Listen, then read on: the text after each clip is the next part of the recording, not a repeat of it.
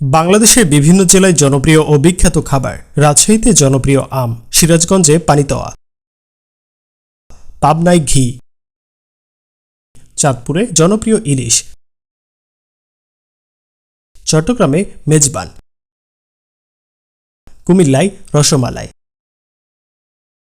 কক্সবাজারে মিষ্টি পান, ফেনীতে মহিষের দুধের ঘি, খাগড়াছড়িতে হলুদ, লক্ষ্মীপুরে সুপারি, নোয়াখালীতে নারকেল নাড়ু, রাঙামাটিতে আনারস, খুলনায় সন্দেশ, বাগেরহাটে চিংড়ি, চুয়াডাঙ্গায় পান, গোপালগঞ্জে রসগোল্লা, মাদারীপুরে খেজুরের গুড়, শরীয়তপুরে বিবিখানা পিঠা, পিরোজপুরে পেয়ারা, পটুয়াখালীতে মহিষের দই, ভোলায় নারিকেল, নেত্রকোনায় বালিশ মিষ্টি।